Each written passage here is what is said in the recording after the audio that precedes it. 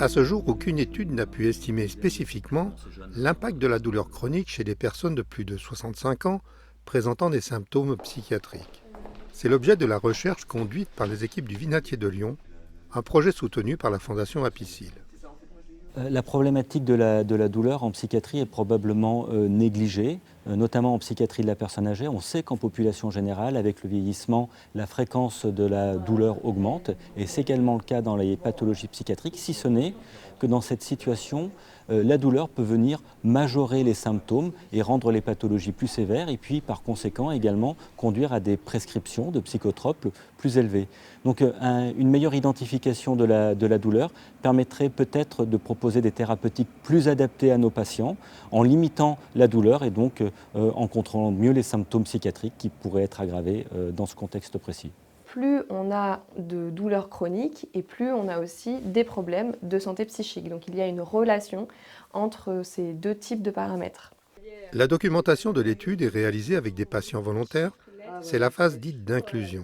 450 entretiens seront réalisés. Parmi les douleurs dont vous m'avez parlé, donc vous m'avez parlé des douleurs que vous avez au niveau du dos et des douleurs au niveau de la main. Au quotidien, c'est laquelle qui est la plus gênante?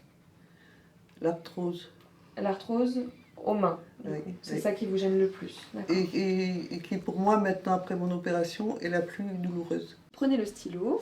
En complément des questionnaires permettant d'évaluer la douleur, des tests mesurent les capacités cognitives et l'impact de la douleur sur les performances intellectuelles. Oui, c'est ça, exactement.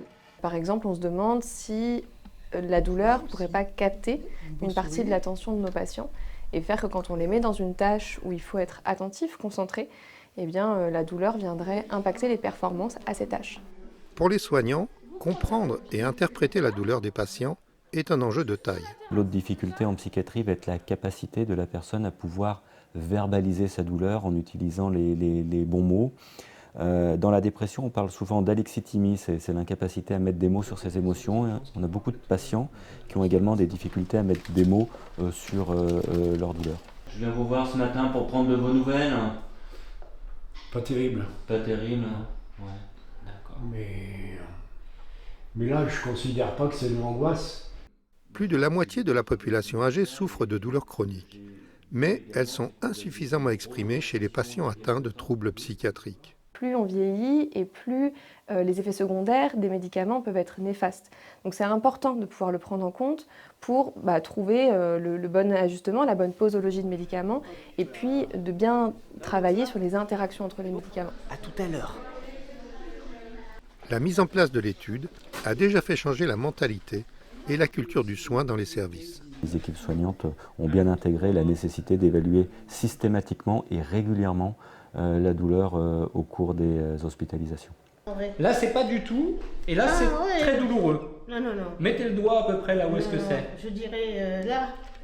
Ah oui, quand même. Il y a déjà une unité qui a choisi de mettre en place un projet pour mieux évaluer et mieux prendre en charge la douleur en évaluant de façon plus systématique la douleur chronique, en créant un arbre décisionnel pour arriver à prendre des décisions plus rapides et mieux informées en fait, à propos de la douleur des patients. Bonjour. L'étude permettra à terme de favoriser la coordination entre les différents acteurs de soins et d'améliorer la prise en charge du parcours des patients. La Fondation Apicil a décidé de soutenir ce projet de recherche porté par les équipes du Vinatier de Lyon parce que nous pensons qu'il est très important de mieux connaître la prise en charge de la douleur en psychiatrie. Ces patients qui ont besoin d'une prise en charge certainement améliorée. Aujourd'hui, nous ne connaissons pas suffisamment la façon dont s'exprime cette douleur et par conséquent, pour bien la traiter, il faut mieux la connaître. C'est pour ça que nous finançons de la recherche.